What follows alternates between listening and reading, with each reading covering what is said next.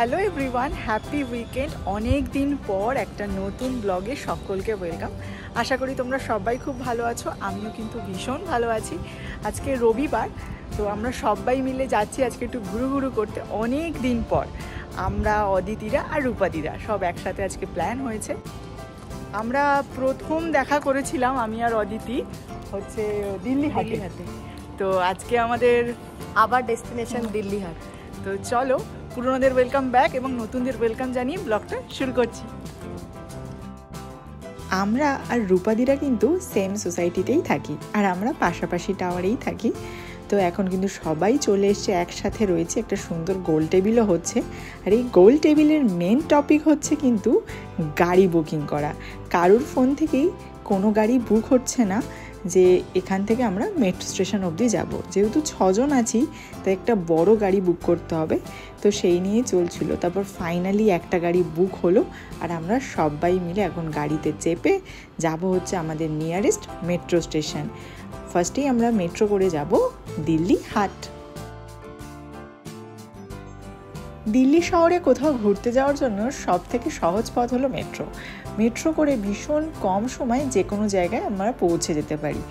যদি by road যেতে হয় তাহলে অনেকটা সময় লেগে যায়, কারণ দিল্লি শহরে ট্রাফিক অত্যন্ত বেশি। আর এরকম বিকেলবেলা মানে ধরো 5:30 6টার সময় তো প্রচণ্ড, প্রায় ঘন্টার পর ঘন্টা ট্রাফিকে দাঁড়িয়ে থাকতে হয়। ব্যাস মেট্রো করে আধ ঘন্টার মধ্যেই আমরা চলে এলাম কিন্তু দিল্লি হাটে। একদম মেট্রো স্টেশন থেকে বেরোলেই এই সুন্দর সুন্দর প্রচুর দোকান একদম সারি দিয়ে শুরু হয়ে যায়। এই সবই তো মেয়েদের মেন আকর্ষণ। এইগুলো দেখলে আমরা মেয়েরা তো চুপচাপ দাঁড়িয়ে থাকতে পারি না, মনে হয় সমস্তটা কিনে একদম বাড়ি নিয়ে যাই। আমি প্রায় 1 থেকে 1.5 বছর পর এলাম দিল্লি হাট, তো দারুণ লাগছিল এসে। একটা অন্যরকম ভাইব ছিল। সব থেকে ভালো লাগে এখানকার সব কালেকশানগুলো, শাড়ি, চুড়িদার, জুয়েলারি, সমস্ত নজর করা কালেকশান। আর এই দিল্লি হাটে এসে দেখলাম এখানে হচ্ছে মেঘালয় পাইনঅ্যাপেল ফেস্টিভ্যাল, তো এটা আমি ফার্স্ট টাইম অ্যাটেন্ড করছি।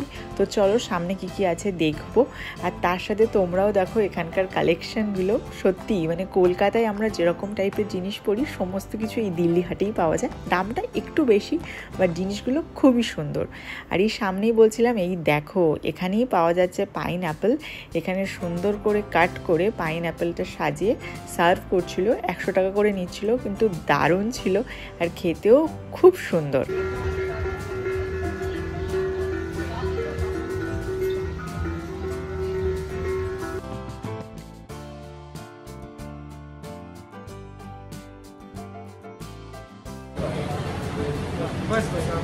আরে রূপাদি মিসি,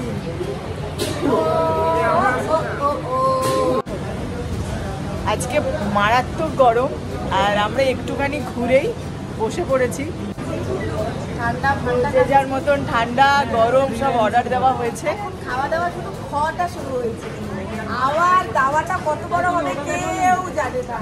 আদৌ আমরা কেউ ঠিকঠাক বাড়ি পৌঁছাতে পারবো কিনা না, ঠিকঠাক মানে কারণ বাড়ি পৌঁছাবো সেটা এখনো 7:30 বাজে।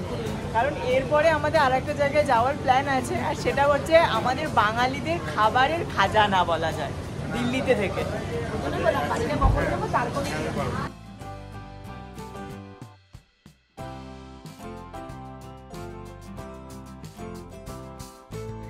তো তোমাদেরকে আগেই জানালাম আমরা আসছি একটা দারুণ জায়গায়, যেটা হচ্ছে বাঙালিদের খাবারের খাজানা, সেই হচ্ছে সিআর পার্ক। তো প্রথমেই আমরা চলে এসেছি সিআর পার্কের কালীবাড়িতে। আমি ফার্স্ট টাইম এলাম, আমি আর পীযূষ। তো এটা কিন্তু খুব সুন্দর, অনেক বড়। এতদিন তোমরা যারা আমার ইউটিউব ফ্যামিলি আছো তারা কিন্তু নয়ডা কালীবাড়ির প্রচুর ব্লগ দেখেছো, কিন্তু এই ফার্স্ট টাইম তোমাদের সাথে শেয়ার করছি দিল্লিতে সিআর পার্কের কালীবাড়ি। এটা কিন্তু অনেক পুরনো একটা কালীবাড়ি এবং ভীষণ সুন্দর। মানে এখানে আসলে পুরো মনে হয় যেন কলকাতার দক্ষিণেশ্বর বা কালীঘাটে কোথাও বা আছি আমি। তো ভীষণ ভালো করে আমরা সন্ধ্যা আরতি দেখলাম, খুব কাছ থেকে মায়ের দর্শন করলাম। এবার এখানে একটা ভোগের লাইন পড়েছে, তো সেখানেই দাঁড়িয়ে আছি। ঠাকুরের প্রসাদ নিই, তারপর আমরা ভোগ খেয়ে এখান থেকে বেরোবো। দেন যাব আমরা সিআর পার্কের মার্কেট নাম্বার 1-এ। ওখানে গিয়ে আমরা খাওয়া দাওয়া করবো।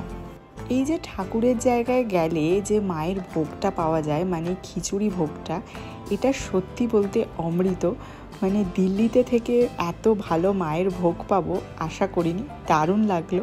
ব্যাস ওখান থেকে বেরোলাম, বেরিয়েই চোখে পড়লো মশলা মুড়ি।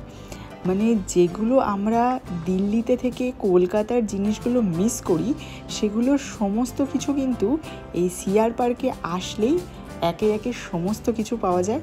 প্রথমে আমরা খাওয়া দাওয়া শুরু করেছিলাম মশলা মুড়ি দিয়ে, তারপরেই একদম মেন মার্কেটে চলে এসেছি। আর এসেই আমরা ফার্স্টেই অর্ডার করেছি এই মাটন ঘুগনিটা। মানে এটা আমরা শীতকালে এসেও খেয়েছিলাম, অসাধারণ লাগছিল খেতে। এটা কিন্তু সিআর পার্কের স্পেশাল, এত দারুণ ঘুগনি বানায়, তারপর মাটন কিমা দিয়ে। তো এটা তো ট্রাই করতেই হয়, মানে এটা আমরা সিআর পার্ক আসলে খাই, মানে আর যাই কিছু খাই না কেন, এইটা আমরা একদম মিস করি না।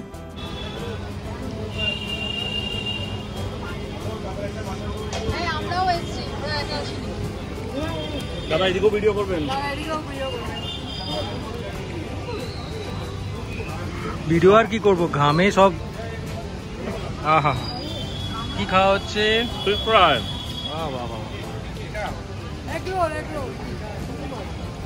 কলকাতায় বিট গাজর দেয় না, এখানে বিট গাজর। Cheers for good health. Cheers for good. Cheers for good health. এত বছর কলকাতায় ছিলাম আর মিষ্টি ভালোবাসবো না, এটা তো হতেই পারে না। মিষ্টি খেতে আমি দারুণ ভালোবাসি, মানে আমি একসাথে 10টা থেকে 15টা রসগোল্লা খেয়ে নিতে পারি, এত আমার ফেভারিট। তো এখানে এসেই দেখলাম এরম বেক রসগোল্লা তৈরি হয়েছে, তো ভাবলাম গরম গরমই খেয়ে নেওয়া যাক, এটা একদমই মিস করা উচিত হবে না আজকে। তো এটা দিয়ে প্রথম শুরু হলো। খাওয়া দাওয়া তো এনজয় করছি, কিন্তু সব থেকে বেশি ভালো লাগছে এই 6 জনের একসাথে ঘোরাটা।